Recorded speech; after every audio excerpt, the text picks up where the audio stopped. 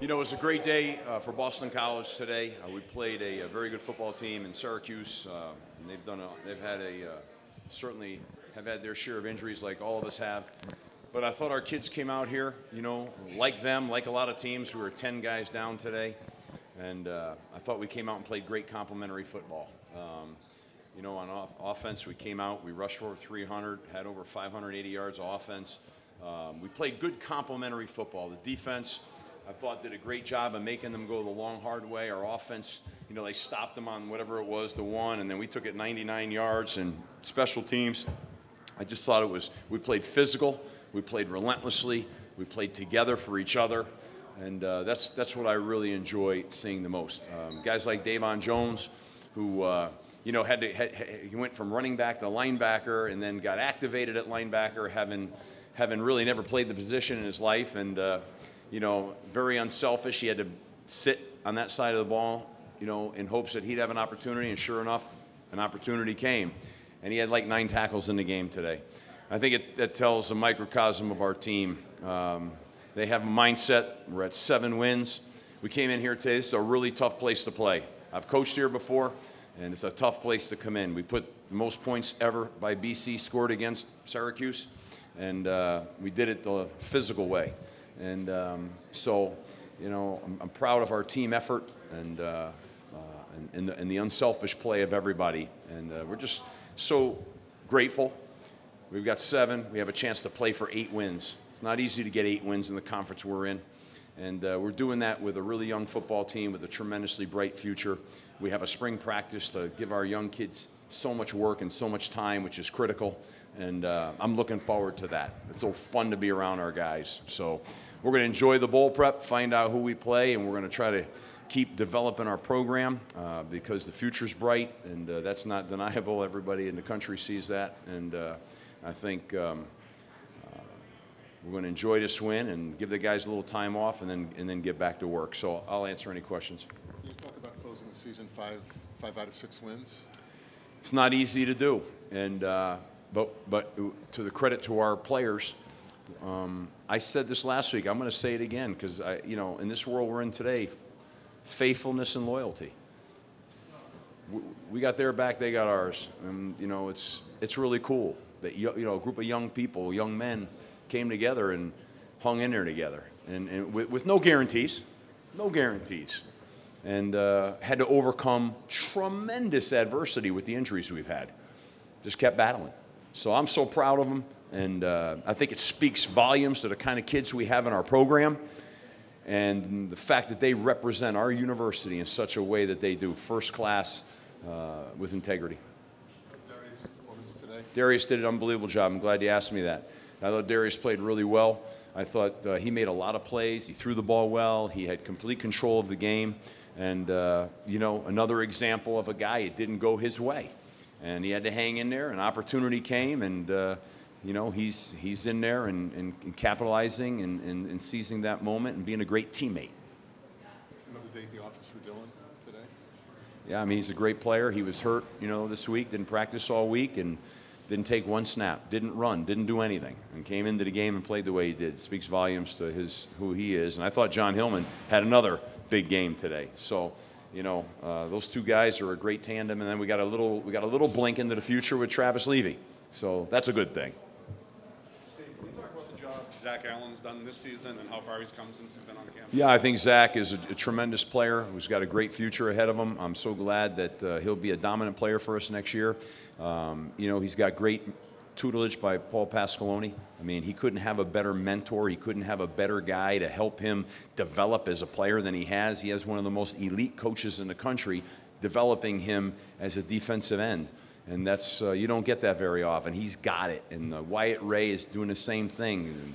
And Ray Smith and Noah Merritt. And those guys have just, like sponges, they've soaked it all in. Hopefully we're going to get Harold back here for a bowl game too, which would be tremendous. So that's a pretty good front right there. Coach, each of the first 2 seasons, you know, same record that you have this year, but, you know, a lot with Frank Spaziani's guys. Now it's your guys who did this. Did that change any of the meaning for you to have your recruits come in? You know, I think here's the thing, and I understand the question. I thought the first 2 years we also had a bunch of fifth-year guys that were my guys from Florida. And I thought we did an unbelievable job, those guys did, of starting the foundation of where we want to go. And they were very loyal. And now, you know, what we have is a continuation of that. We're able to go out and recruit and build our program and develop and find quarterbacks and get them going. And so we have a very healthy program right now with a lot of good players across the board. And that's, you know, we've had an opportunity to recruit for 4 years and stock. There are some teams right now, it's just a cycle of football in our league, right? They played with guys and they're cycling out right now. Those players are going to be graduate. They're going to leave. We kind of along the way were able to manage this thing and we're cycling up. We've got so many great, bright young players that are playing right now. So we were able to weather this thing through the 5 years. We're bowl eligible 4 of the 5 years while we recycle. We didn't just come in, put it together, and then, oh, now we got to do it again. No, we continued that, you know, and we had one blip along the way. And so I'm proud of that. Again, I'll say it again. I hope everybody gets tired of hearing that. I could care less, man. We play in the best conference of college football on the toughest side of the division.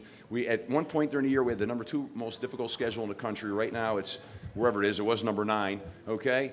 And we've weathered that through with down 10 starters. If you can't appreciate this football team right now, then, you know, whatever.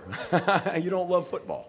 Simple as that. Steve, you talked about Darius' performance overall, but what kind of strides has he made over the last couple of weeks? I know against NC State, he's holding the ball a little too long, taking a few sacks, but today he looked mobile out of the pocket. His awareness just looked better. Well, I think what you're seeing is a guy that's been able to take those practice reps. It's hard to go into a game without taking the practice reps. And in NC State, he had to go in there cold turkey, and he hadn't had a lot of reps. And that's not easy to do. You saw him grow from last week to this week, you know, and you know, he had to deal with the weather last week. He managed that really well, and he made a bunch of plays this week. I think you're seeing a guy that is back in the practice flow and getting those reps and getting the ball out. We had that empty pass to Travis where we released him out of the backfield against man coverage, and he did it, and the ball was out on time. Boom, was gone. So I think he's getting an opportunity to practice and get that timing. That position's tough. And when you get a guy coming in cold, tough, very tough. We were talking about complimentary football earlier. It seemed like Will's touchdown was a great example of that. Yes. Kinda stepping up and playing heads up. What did you see out of that play?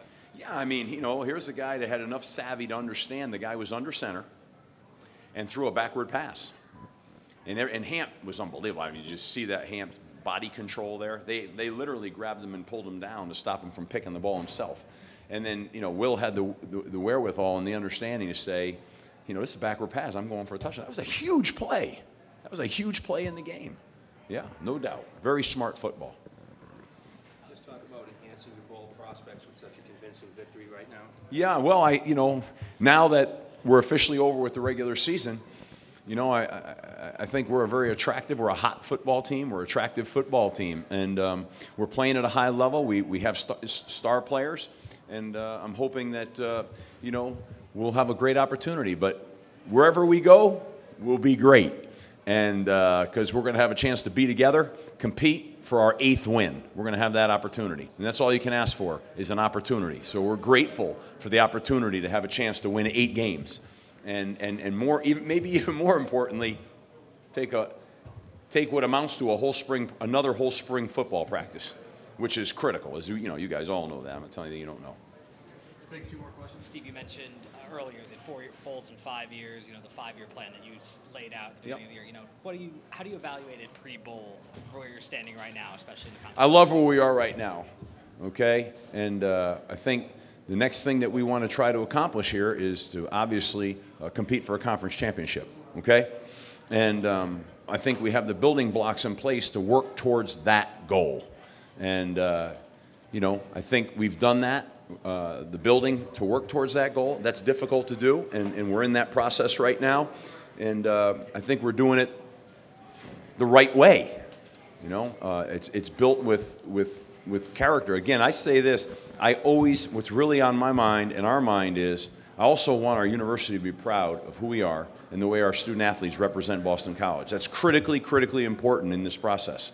And I think we've done that. So if we're doing it the long, slow way here, maybe, but it's built on good legs, good foundation, and that's really important.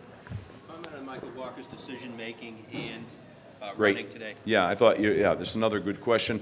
Mike Walker did an unbelievable job fielding the punts in the dome like that, kickoff returns, great decisions, and got us critical yards or made critical catches in traffic. But, you know, this is, again, complementary football, special teams, offense, defense.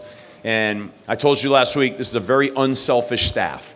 There's not a coach in there that's worried about their stats.